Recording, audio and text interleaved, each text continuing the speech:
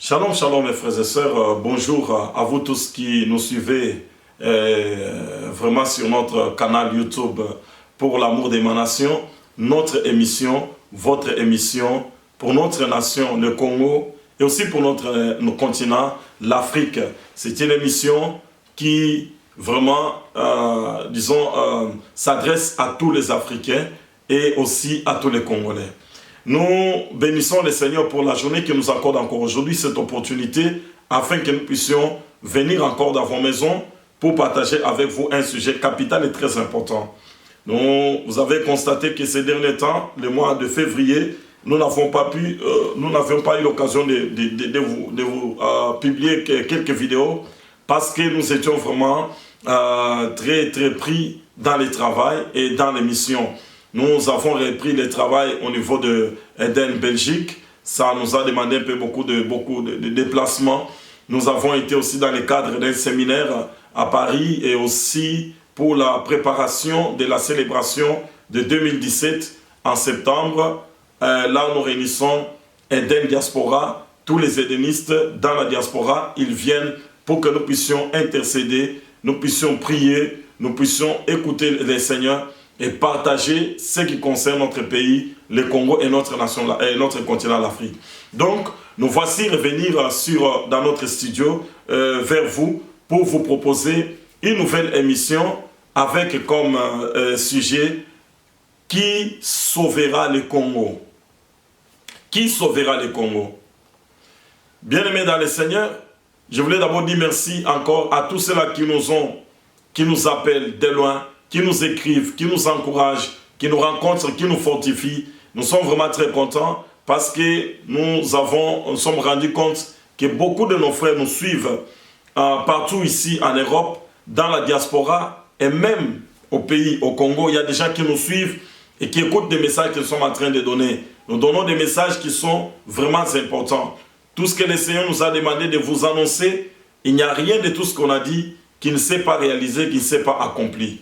Alors aujourd'hui, nous revenons une fois de plus, comme je le disais dans l'introduction, pour vous proposer une émission ou bien un sujet très important qui s'intitule « Qui sauvera le Congo ?» Le pays est dans une situation très compliquée, très difficile.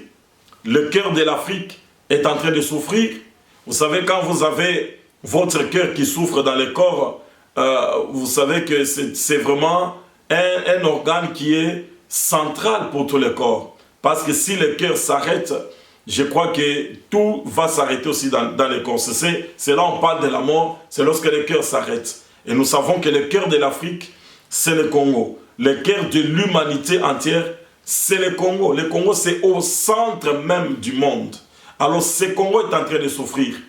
Nous savons, on avait annoncé, disons, en septembre 2016, pour les gens qui nous suivent, avec qui nous prions, nous avions dit qu'à partir du 19 décembre 2016, il y avait des événements malheureux qui étaient en train d'arriver sur notre pays.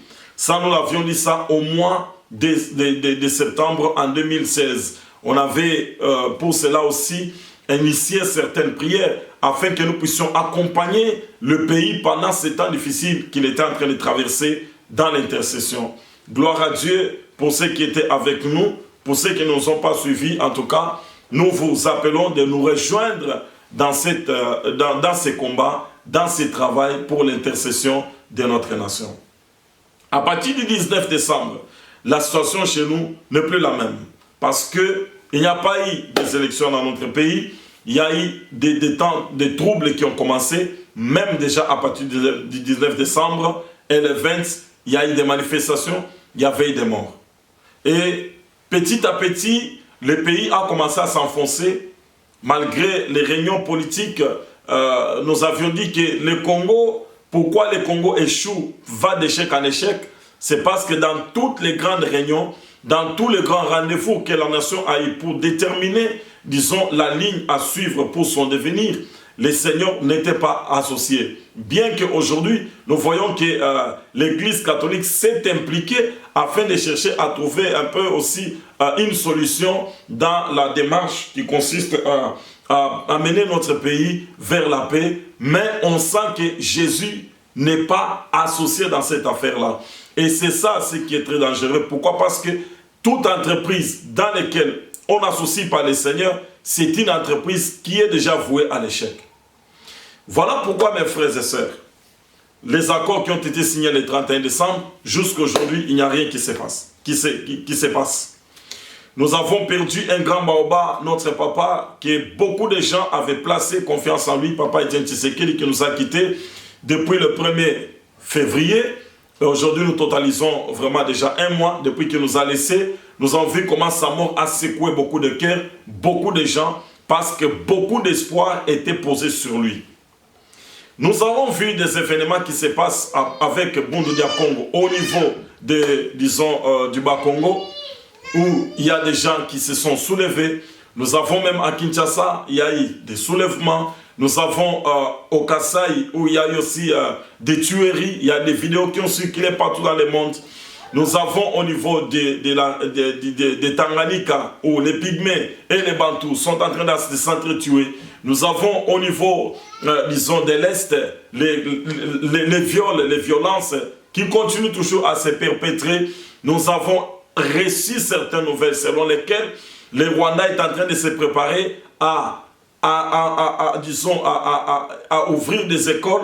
Là, on va commencer à enseigner des langues vernaculaires du Congo. Et après, on va prendre ces gens pour les injecter au Congo.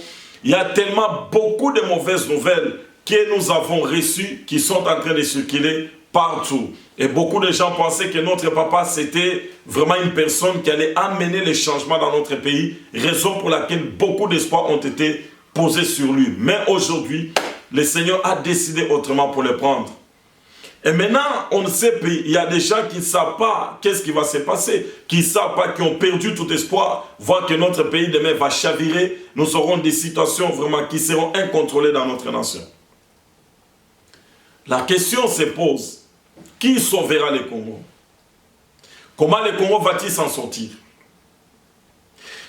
Ceux qui suivent nos vidéos, je peux vous ramener à regarder un peu d'autres vidéos que nous avons. On a fait donner message pour le peuple, un message pour le peuple congolais. On a donné beaucoup de messages. Vous allez voir que ce qui se dessine aujourd'hui, le Seigneur nous l'avait montré.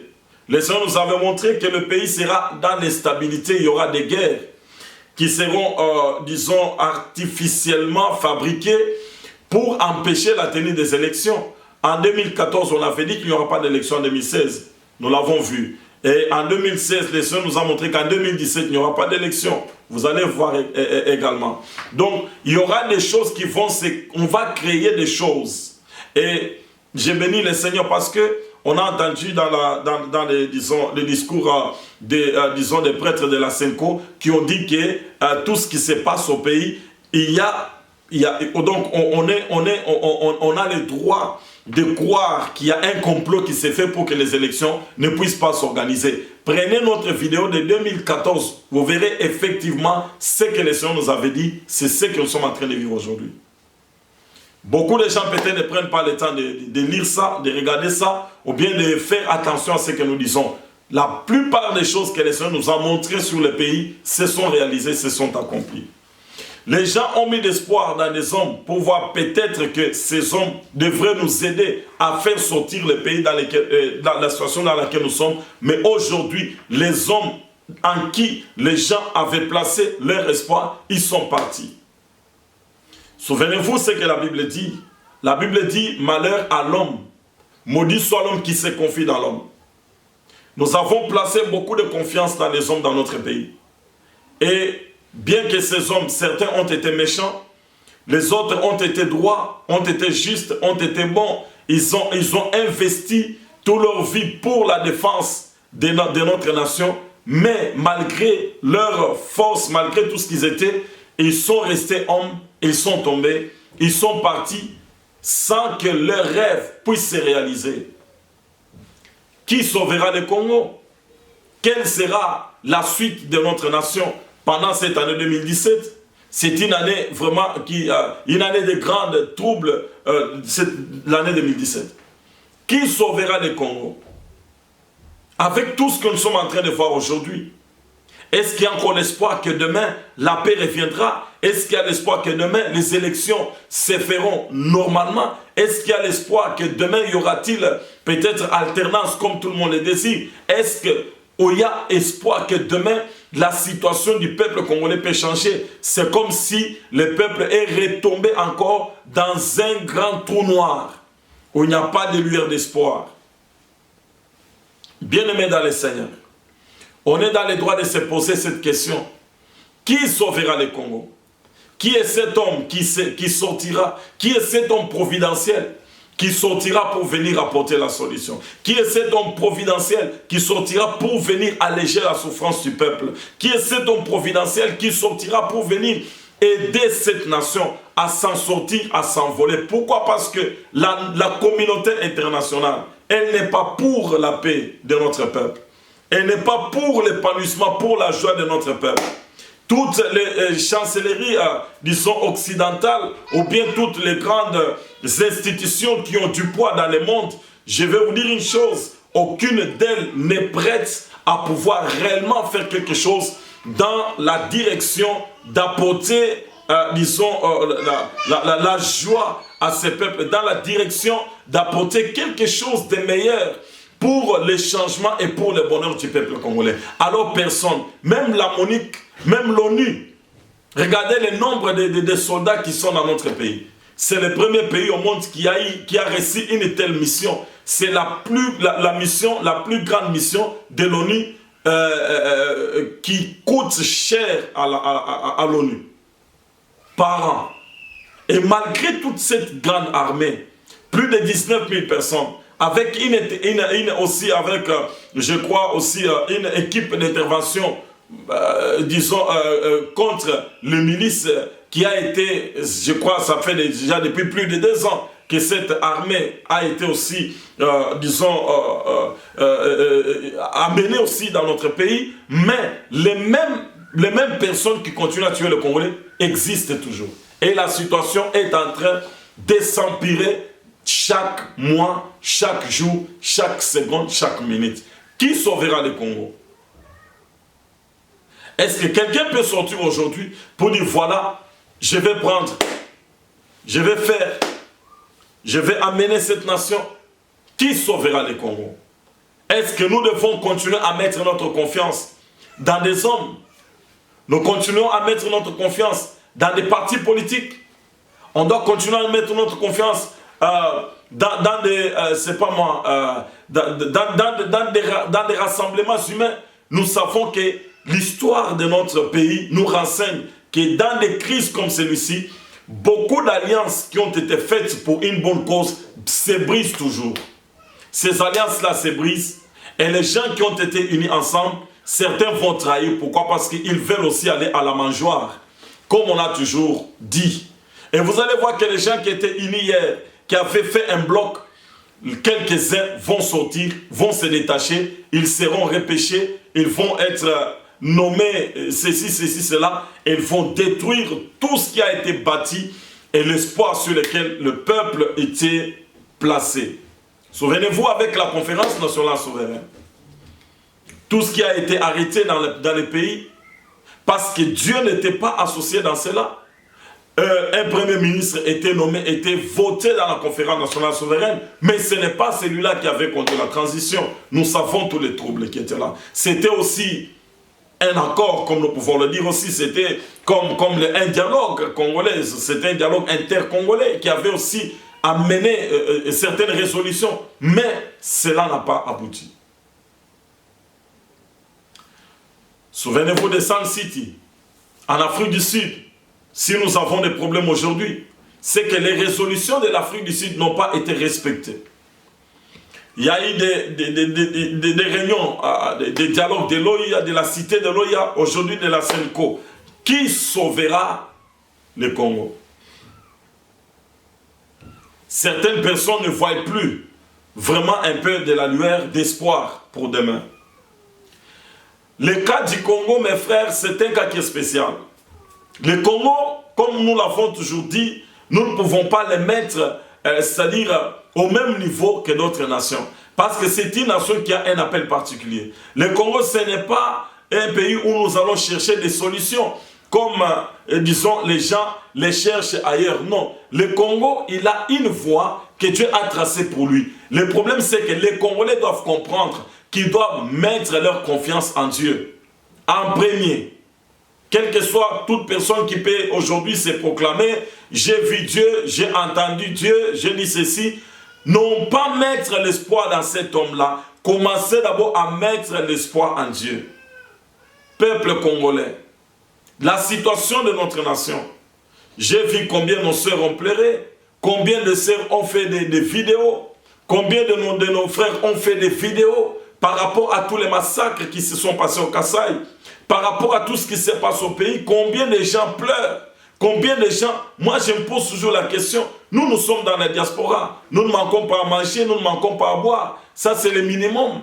Nous ne manquons pas à dormir, c'est le minimum. Mais qu'est-ce qui fait que nous avons un si grand fardeau? Qu'est-ce qui fait que notre pays, certaines personnes ne dorment pas? Les gens vont au travail avec des questions dans la tête. Il y a des gens qui ont des soucis. Il y a des gens qui tombent même malades par rapport à la situation du pays. Pourtant, ici, il ne manque pas à manger, il ne manque pas à boire. Il a une maison, il a un travail. Mais pourquoi on se soucie et pourquoi ce poids, cette charge est montée dans nos cœurs? Ce n'est plus comme il y a 20 ans où les gens disaient « Amboka Nabate Congo », où les gens ne se souciaient pas du Congo parce qu'ils étaient bien. Mais je me pose la question, nous sommes bien. Nous avons tout ici en Europe, si je peux le dire, un peu entre guillemets, nous avons tout. Tout, c'est-à-dire quoi? À manger, à boire, nous sommes dans la paix, nous avons le travail, nous avons des maisons, des moyens de transport sont assurés, nous avons la liberté de mouvement, la liberté d'expression, nous avons ce qu'un homme normal peut avoir. Mais qu'est-ce qui fait que nous sommes troublés par notre pays? C'est parce que Dieu a mis ce poids. La charge, là, Dieu l'a mis. Même si nos frères combattants s'est élevés, même si nos frères activistes s'est élevés, tous les mouvements que nous voyons dans la diaspora, ce n'est pas venu d'un homme. Pourquoi autant de Mobutu, cela n'a pas eu lieu? Mobutu, il a fait une dictature qui était vraiment très féroce. Et c'est pendant cette dictature que nous avons vu des hommes courageux comme notre papa Étienne qui s'est élevé, qui ont osé à défier cette dictature. Mais pourquoi les mouvements de combattants n'ont pas existé pendant ce temps? Pourquoi cette ampleur-là, cet élan de cœur n'a pas existé à l'époque? Même pendant les temps de la conférence nationale souveraine, il n'y a pas eu cette ampleur comme aujourd'hui. Mais aujourd'hui, partout où vous passez, vous trouvez un Congolais, vous allez le voir qu'il a les soucis du pays. Pourquoi? Qu'est-ce qui monte dans son cœur? La réponse est simple. C'est Dieu qui a mis les soucis là. C'est Dieu qui a mis les fardeaux là. Et maintenant, nous devons orienter notre désir à rencontrer la volonté de Dieu. Nous avons le désir de combattre pour les pays. Tout le monde, chacun a ses méthodes. Il y en a qui injurient, il y en a qui se battent, il y en a qui font des vidéos, il y en a qui s'explosent à cause de la colère. Il y a des gens qui n'arrivent pas à se maîtriser. Il y a des gens qui parlent et qui oublient des fois que leurs propos ne sont pas bien placés ou bien ils sont à cause de la colère. Nous comprenons tout ce qui se passe. Mais qu'est-ce qui fait que ces peuples aient un si grand fardeau? Néhémie a eu le même fardeau. Quand Néhémie chapitre 1, lorsqu'il entendait toutes les nouvelles qui venaient de son pays, la Bible dit ceci, Néhémie, il est allé prier. Il est allé chercher les secours de Dieu. Et c'est ce que nous ne faisons pas. Ou bien ce que beaucoup ne font pas. C'est que la prière n'accompagne pas les soucis que les gens ont. L'Éternel des armées, le Dieu du Congo, il veut que nous puissions les chercher. On va lire un verset dans le livre de Exode, chapitre 3. Regarde ce que l'Éternel dit à Moïse. Chapitre 3, verset 7. L'Éternel dit, j'ai vu la souffrance de mon peuple qui est en Égypte, et j'ai entendu les cris que lui font pousser ses oppresseurs, car je connais ses douleurs. Je suis descendu pour les délivrer de la main des Égyptiens et pour les faire monter dans ces pays, dans un bon et vaste pays, dans un pays où coule le lait et le miel, dans les lieux qu'habitent les Cananéens, les Hétiens, les Amoréens, les Phérésiens, les Héviens et les Jébusiens. Voici, les cris sont venus jusqu'à moi et j'ai vu l'oppression que leur font souffrir les Égyptiens. Maintenant, va. Je t'enverrai auprès des pharaons et tu feras sortir Israël, mon peuple. Avant que Moïse soit envoyé par Dieu, il y a deux choses importantes que j'ai remarquées. La Bible dit ceci, Dieu a vu la souffrance. Maintenant, il y a quelque chose qui devrait accompagner la souffrance, c'était les cris. J'ai vu la souffrance de mon peuple, j'ai entendu les cris que lui font pousser les oppresseurs. Lorsque les oppresseurs étaient en train d'oppresser Israël, Israël criait maintenant vers Dieu pour demander le secours de l'Éternel. Parce qu'il n'y a personne qui pouvait aider Israël. Il n'y a personne qui pouvait être là pour aider Israël devant l'oppression devant laquelle Israël était exposé. Dieu a vu la souffrance. Et deuxième chose, Dieu a entendu les cris. Bien-aimé dans le Seigneur. La troisième chose maintenant, Dieu choisit quelqu'un qui dit, je vais descendre et je vais marcher pour délivrer le peuple. Mais Dieu choisit une personne. Un homme. La souffrance du Congo, il y a certaines personnes qui se posent des questions. Est-ce que Dieu ne voit pas? Dieu a vu. Dieu voit la souffrance du Congo. Dieu voit comment on viole les femmes, comment on détruit, disons, la matrice de notre société. Dieu voit comment on tue les gens, comment on détruit la nation, comment il y a la corruption, comment il y a la mauvaise gouvernance. Dieu voit tout ce qui se passe dans les pays. Dieu voit, Dieu voit. Mais la deuxième chose que Dieu n'a pas encore ressenti vers lui, c'est les cris. Est-ce que les Congolais crient vers Dieu? Dans leur souffrance, est-ce qu'ils ont crié vers Dieu? Et même il y a des gens qui blasphèment, qui injurient Dieu. J'avais suivi l'une des vidéos pendant le temps où notre papa Étienne nous a quittés. Il y a des gens qui ont dit, Dieu, tu as une mauvaise foi. Nzambe oza motema mabe. Nzambe oza lakate. Mes frères, vous cherchez la délivrance, vous cherchez le salut de votre nation et vous ne reconnaissez pas Dieu. Est-ce qu'il y a des gens qui crient à Dieu? Est-ce qu'il y a des hommes et des femmes qui font maintenant par rapport à cette oppression? Seigneur, regarde l'oppression que nous avons. Regarde le plan des ennemis que nous avons. Regarde les tueries qui se font dans notre pays. Regarde ça, regarde ça, regarde ça. Est-ce que nous crions vers Dieu? Parce que c'est Dieu qui envoie, qui va choisir un homme en qui Dieu va s'identifier. Bien aimé, la délivrance du Congo, c'est l'Éternel qui descendra. Dieu va choisir un homme. Ça, c'est une prophétie que j'aimerais vous lire. Nous avons tous notre cher bien-aimé papa Alain Moloto. Il a écrit son livre « Le plan de Dieu pour le Congo ». À la page 10, disons le deuxième paragraphe, troisième phrase. Écoutez ce qu'il dit. « L'Éternel a décidé de descendre lui-même au travers d'un homme que sa grâce a trouvé au milieu de ses peuples afin d'accomplir son programme en faveur de l'humanité. » Il y a un homme que Dieu a choisi au Congo. Cet homme-là existe, mais nous ne le connaissons pas. Ça, c'est la prophétie dans les Moloto. Il y a un homme que Dieu a choisi. Et cet homme, Dieu va s'identifier dans cet homme. L'Éternel descendra dans cet homme-là. Il va s'identifier dans cet homme-là afin qu'au travers de cet homme, le Seigneur puisse accomplir son projet et son plan. Ça sera comme au temps de Gédéon. L'Éternel s'était révélé à Gédéon. Gédéon, c'était un petit homme qui était négligé de tout le monde. Mais quand Dieu est descendu vers lui, Dieu lui a parlé, Dieu lui a donné les directives. Et Gédéon est allé, il a fait ce que Dieu lui a dit. Il avait eu un groupe de gens, 10 personnes, avec lesquels ils ont d'abord renversé l'autel qui était dans la maison de son père, parce que c'est cet autel qui avait attiré la colère de Dieu sur Israël. La Bible dit que la nuit, Gédéon a renversé l'autel, et c'est celui-là qui a renversé l'autel que Dieu va prendre maintenant pour la délivrance de la nation. Dieu a choisi un homme. Dieu a choisi quelqu'un qui va utiliser. Mais ce n'est pas quelqu'un qui viendra en train de se proclamer, voici Dieu m'a choisi, voici moi je suis appelé, moi c'est moi qui vais délivrer le Congo. Le Seigneur donnera des signes. Notre problème maintenant c'est quoi? Prions l'Éternel. Montrons notre souffrance à Dieu. Parce que cet homme-là, quand il viendra avec des signes. Il ne viendra pas avec des paroles. Il viendra avec des signes. Ce sera un homme. Il fera des choses qui vont étonner les gens dans la nation.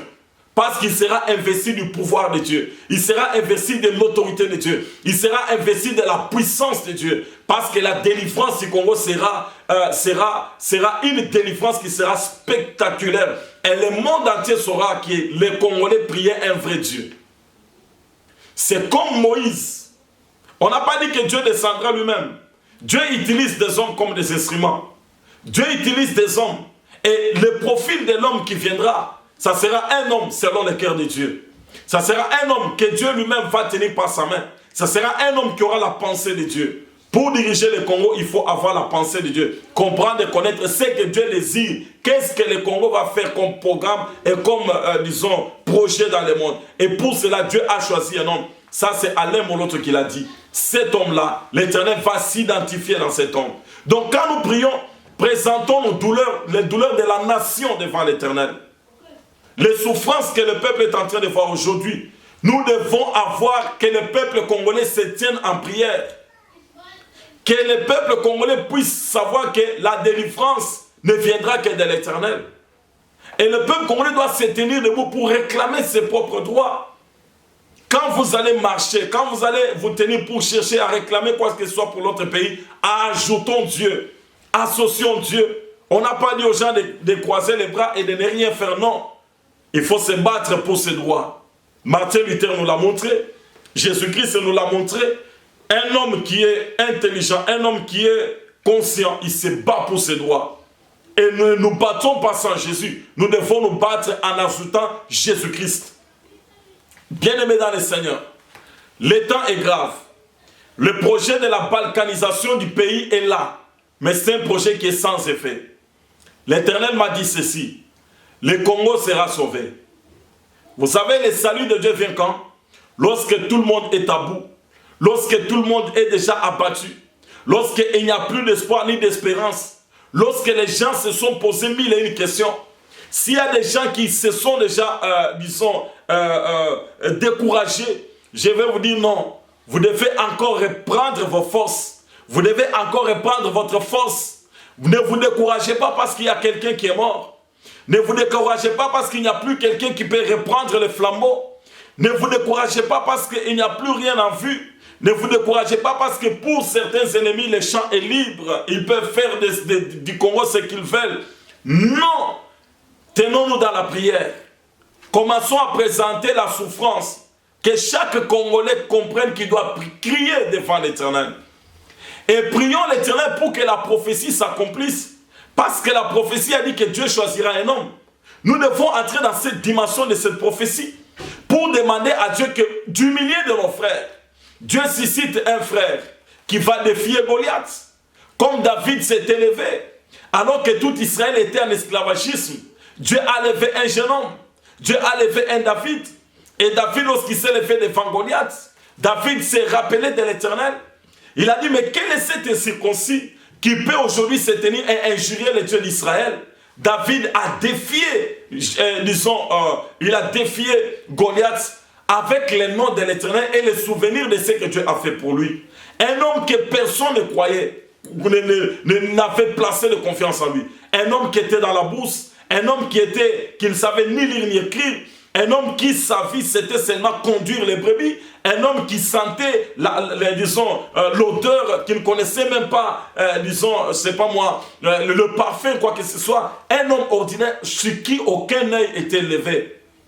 Regardez nos yeux là où c'était levé vers les grands, c'était levé vers les gens qui ont l'expérience, les gens qui ont lutté longtemps. C'est là où l'espoir de tout un peuple était posé. Mais l'Éternel va nous étonner. L'Éternel va étonner les Congolais. Parce que Dieu a choisi un homme. Mais cet homme-là, la prophétie l'a dit ici. La prophétie d'Alain Moloto a dit que Dieu va se choisir, a décidé de se choisir un homme. Dans qui il va s'identifier. Afin de accomplir le programme. Le Congo a un programme que l'Éternel des armées lui-même, par sa propre volonté, il va pouvoir réaliser ces projets qu'il a. Bien-aimés dans le Seigneur, qu'on ne se décourage pas, qu'on ne puisse pas perdre courage, parce que Dieu est fidèle.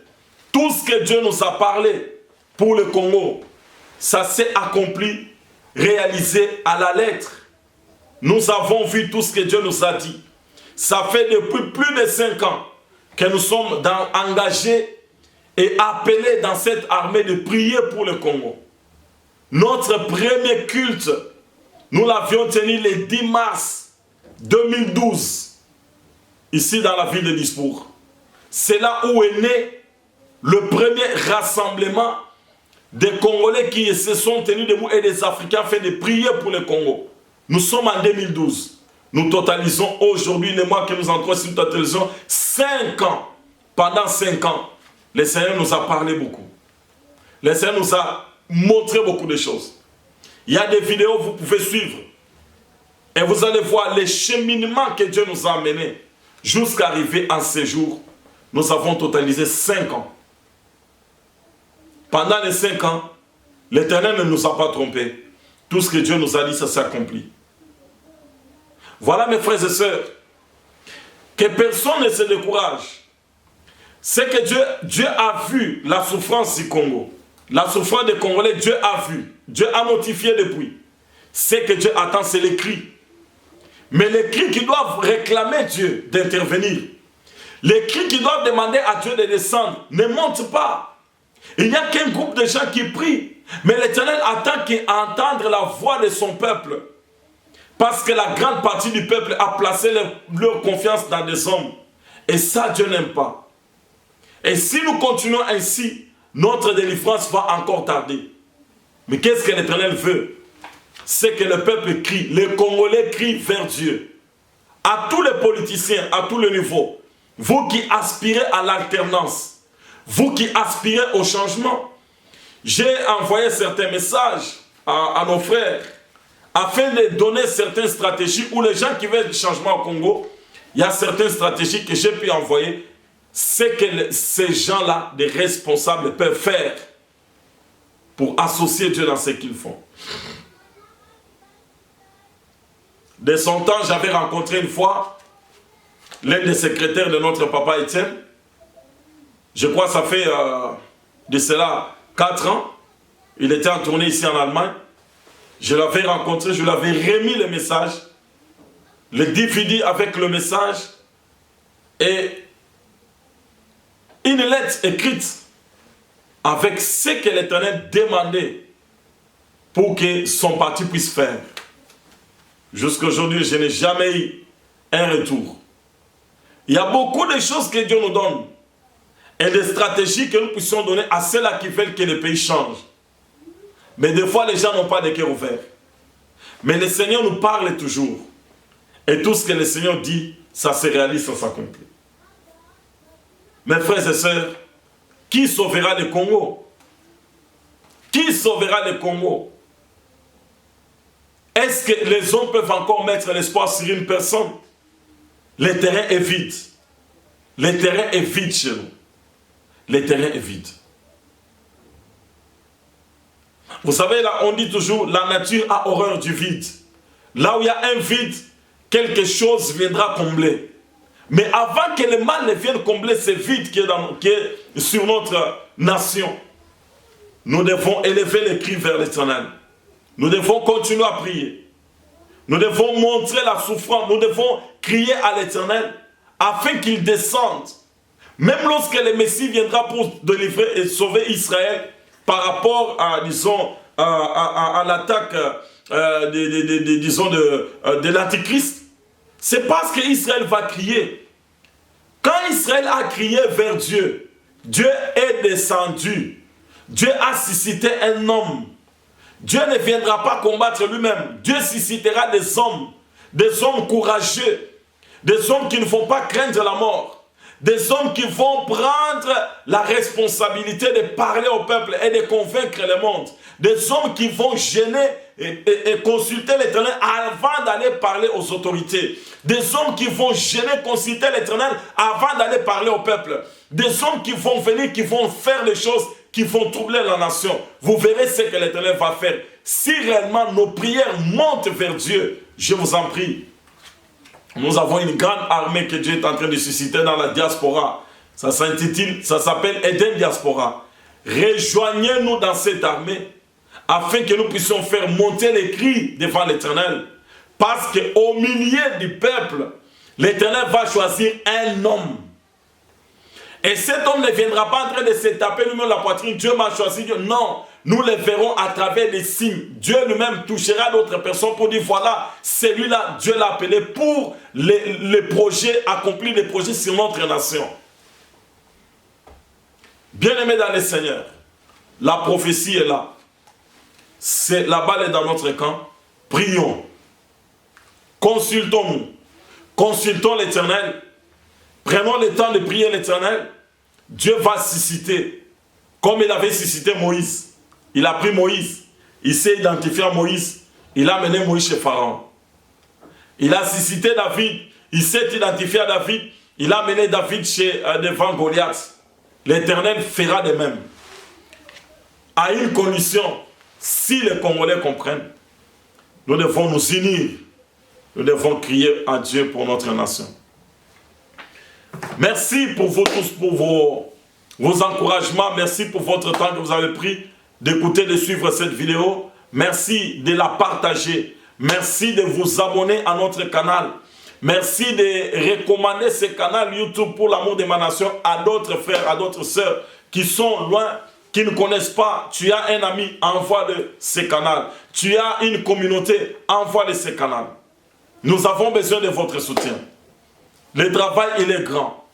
Il a besoin de soutien, d'une aide. L'aide financière. Vous allez voir notre PayPal qui va passer. Si vous avez PayPal, vous pouvez nous soutenir avec PayPal.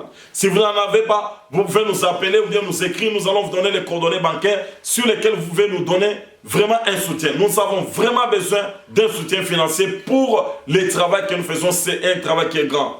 Priez pour nous. Soutenez-nous en aimant nos activités, aussi en participant dans nos activités. Soutenez-nous en venant dans nos prières. Nous avons Eden partout. Si vous voulez connaître là où Eden est implanté, entrez dans notre site www.edendiaspora.org. Là, vous allez voir tous les pays. La rubrique Eden dans la diaspora, vous avez tous les pays où nous sommes. Si votre pays ne se trouve pas sur la liste et que vous voulez prier pour le Congo, envoyez-nous un email. Ou bien appelez-nous sur notre numéro de téléphone 0049 152 174 32 447. Il va passer. Contactez-nous sur Facebook, Eden Diaspora. Ou bien sur mon Facebook, Fils Issachar. Nous avons besoin de vous. Dieu a touché beaucoup de gens. Dans cette affaire, il n'y a pas d'exclusivité. Dieu a touché, Dieu a parlé à beaucoup de gens pour le Congo. Si l'Éternel vous a mis cette pensée, le poids de cette nation, la charge de cette nation dans votre cœur, viens, entre en contact avec nous. Nous avons besoin de vous. Si vous avez écrit sur le Congo, entre en contact avec nous. Le 1er avril, nous avons une grande journée d'adoration pour le Congo à Bruxelles. Les affiches vont sortir et d'autres annonces vont sortir le 1er avril 2017 à Bruxelles. Le samedi, nous aurons une grande journée d'adoration pour le Congo. Le peuple, les adorateurs Sophonie 3.10 qui sont au-delà du fleuve de l'Éthiopie. Bien-aimés dans le Seigneur, nous nous arrêtons là pour aujourd'hui. Que Dieu vous bénisse. Restez branchés pour nos prochaines vidéos. Comme nous avons dit, soutenez-nous, bénissez-nous, accompagnez-nous. Et l'Éternel ne manquera pas de vous donner une récompense parce que la cause, elle est noble et la nation, elle est grande. Le Congo sera sauvé. Que personne ne se décourage, que personne ne puisse sombrer. Le Congo sera sauvé non pas avec la pensée des hommes, mais le Seigneur fera des surprises pour le salut du Congo. Que Dieu vous bénisse. À la prochaine.